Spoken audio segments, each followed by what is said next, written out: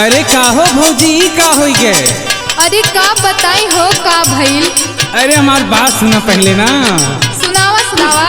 हे रतिया के बहतिया हो रतिया के बहतिया बतावा भौजी हमसे टूटल हो कैसे ना, टूटल हो कैसे ना भौजी खटिया के पटिया टूटल हो कैसे ना, भौजी खटिया के पटिया टूटल हो कैसे ना, भौजी खटिया के पटिया टूटल हो कैसे ना। हो रतिया के बतिया हो रतिया के बतिया बतावा भौजी हमसे टूटल हो कैसे ना, टूटल हो कैसे ना भौजी खटिया के पटिया टूटल हो कैसे ना, भौजी खटिया के पटिया टूटल हो कैसे ना, भौजी खटिया के पटिया टूटल हो कैसे ना। अरे सुना हो देवरू। हाँ बतावा ना भौजी। सुना सुना। अरे बतावा। आइले आधी रातिया बुताई दिहल बातिया बताई कैसे ना, हो बताई कैसे ना, पियवा कइले दूर बातिया बताई कैसे ना, पियवा कइले दूर बातिया बताई कैसे ना, पियवा कइले दूर बातिया बताई कैसे ना। आइले आधी रातिया बुताई दिहल बातिया बताई कैसे ना, हो बताई कैसे ना, पियवा कइले दूर बातिया बताई कैसे ना, पियवा कइले दूर बातिया बताई कैसे ना, पियवा कइले दूर बातिया बताई कैसे ना।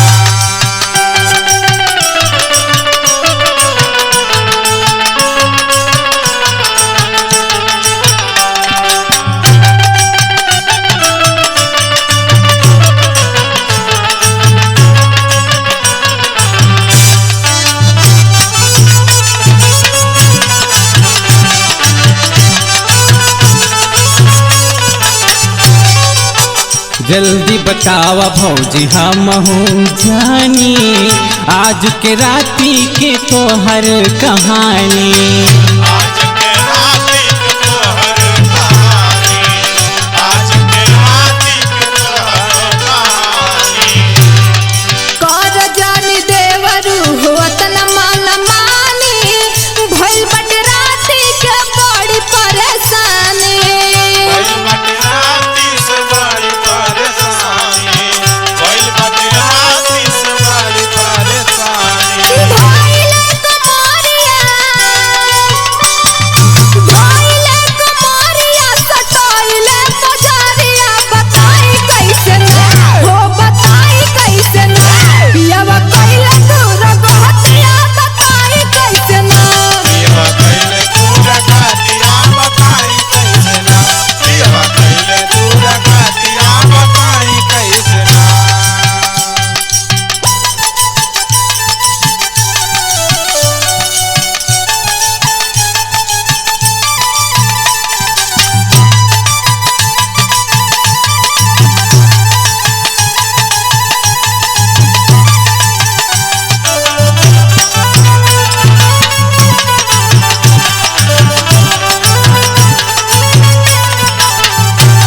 अच्छा भौजी तब हमें रतिया मौजिया कुछ दूसर मेल सुनात रहा।